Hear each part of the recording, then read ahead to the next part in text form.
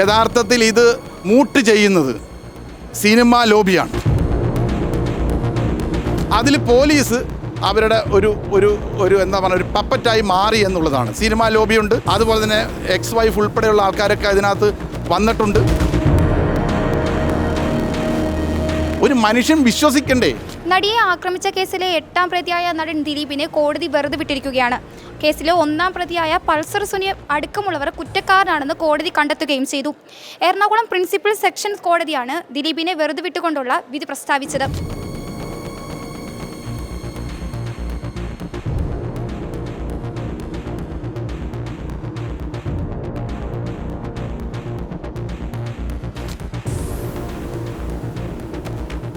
കൃത്യത്തിൽ നേരിട്ട് പങ്കെടുത്ത 1ാം പ്രതി പൾസർ സുനി ഉൾപ്പെടെ 6 പേർക്കെതിരെയാണ് ബലാത്സംഗം, തട്ടിക്കൊണ്ടുപോകൽ, അതുപോലെ തന്നെ ഗൂഢാലോചന എന്നീ കുറ്റങ്ങൾ ചുമത്തിയാണ് കേസെടുത്തിട്ടുള്ളത്. കൂടാതെ ഒളിവിൽ പോകാൻ സഹായിച്ച ചാർലിയെയും 10ാം പ്രതിയായ ശരത്തിനെയും കോടതി വെറുതെ വിട്ടിട്ടുണ്ട്. ഈ കേസിന്റെ വിശദീകരണവുമായി അഭിഭാഷകൻ TRS കുമാർ നമ്മുടെ കൂടെയുണ്ട്. നമുക്ക് അദ്ദേഹത്തിനോട് കൂടുതൽ കാര്യങ്ങൾ ചോദിച്ചറിയാം. 8ാം പ്രതിയെ മാത്രം ശിക്ഷിക്കണമെന്നാണല്ലോ നിങ്ങളെല്ലാവരും പറഞ്ഞുകൊണ്ടിരുന്നത് വെച്ചത്. അങ്ങനെയാണല്ലോ മാധ്യമ വിചാരണ 7 കൊല്ലമായിട്ട് നടക്കുന്ന കേസാണിത്. മാധ്യമ വിചാരണ, അതായത് ഒരു 8ാം പ്രതിയെ കണക്ട് ചെയ്യാൻ ഒരു സിംഗിൾ പേപ്പർ ഇല്ല, ഒരു സിംഗിൾ ഇൻസിഡൻ്റ് ഇല്ല. ഒരു മനുഷ്യൻ വിശ്വസിക്കണ്ടേ? ജഡ്ജി വിശ്വസിക്കണ്ട പോട്ടെ, ഒരു മനുഷ്യൻ വിശ്വസിക്കണ്ട, ഒരു സാധാരണ മനുഷ്യൻ വിശ്വസിക്കണ്ടേ? അത്തരം എവിഡൻസ് ഇല്ലാത്ത ഒരു കേസാണിത് ദിലീപിനെതിരായി. ഇത് യഥാർത്ഥത്തിൽ ഇത് മൂട്ട് ചെയ്യുന്നത് സിനിമാ ലോബിയാണ്. അതിൽ പോലീസ് അവരുടെ ഒരു എന്താ പറയുക ഒരു പപ്പറ്റായി മാറി എന്നുള്ളതാണ്. സിനിമാ ലോബിയുണ്ട്, അതുപോലെ തന്നെ എക്സ് വൈഫ് ഉൾപ്പെടെയുള്ള ആൾക്കാരൊക്കെ അതിനകത്ത് വന്നിട്ടുണ്ട്. അവരുടെ ആലോചനകളുടെ പ്രകാരമായിട്ടാണ് എന്നാണ് ദിലീപിൻ്റെ കേസ്. ഗൂഢാലോചന തെളിയിക്കപ്പെട്ടു എന്നാൽ ദിലീപും A1-ഉമായിട്ടുള്ള ഗൂഢാലോചന തെളിയിക്കപ്പെട്ടിട്ടില്ല.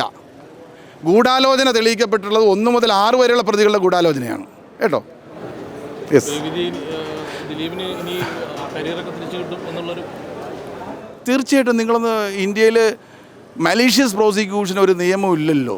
ഇങ്ങനെയുള്ള പോലീസുകാരിങ്ങനെ ചെയ്യുമ്പോൾ എന്ത് ചെയ്യും? എത്രയോ ആളുകളെ അക്യൂട്ട് ചെയ്യുന്നു, എത്രയോ ആളുകളെ നിരപരാധികളെ പ്രതികളാക്കുന്നു. ഇതൊക്കെ ഉള്ളതാണ്. ഇതിപ്പോൾ നമ്മൾ സഹിച്ചല്ലേ പറ്റൂ, എന്ത് ചെയ്യാൻ പറ്റും? എറണാകുളം പ്രിൻസിപ്പൽ സെഷൻസ് കോടതി ജഡ്ജി ഹണിയം വർഗീസാണ് നീണ്ട 6 വർഷത്തിന് ശേഷം ഈ കേസിൽ വിധി പറഞ്ഞത്. ആക്രമിക്കപ്പെട്ട നടിയോടുള്ള വ്യക്തിവിരോധത്തെ തുടർന്ന് ബലാത്സംഗത്തിന് കൊട്ടേഷൻ കൊടുത്തു എന്ന രീതിയിലാണ് ദിലീപിനെതിരെ കേസ് ഉണ്ടായിട്ടുള്ളത്. എന്നാൽ തന്നെ കേസിൽ പെടുത്തിയതാണെന്നും പ്രോസിക്യൂഷൻ കെട്ടിച്ചമച്ച തെളിവുകളാണ് കോടതിയിൽ എത്തിച്ചത് എന്നുമായിരുന്നു ദിലീപിന്റെ വാദം. കേസിലെ വിചാരണയ്ക്കിടെ 28 പേരാണ് കേസിൽ നിന്ന് കൂറുമാറിയത്. 2017 ഫെബ്രുവരിയിലാണ് കൊച്ചിയിൽ വെച്ച് ഓടിക്കൊണ്ടിരുന്ന കാറിൽ വെച്ച് നടിയെ ക്രൂരമായി ആക്രമിക്കപ്പെട്ടത്. 2017 ജൂലൈ 10-നാണ് ഈ സംഭവത്തെ തുടർന്ന് ദിലീപ് അറസ്റ്റിലാകുന്നത്. ശേഷം 2017 ഒക്ടോബറിൽ 85 ദിവസത്തെ ജയിൽവാസത്തിന് ശേഷമാണ് ദിലീപിന് ജാമ്യം ലഭിച്ചതും. കൂടാതെ കേസിൽ 3 പ്രതികളെ മാപ്പുസാക്ഷിയാക്കിയിട്ടുണ്ട്.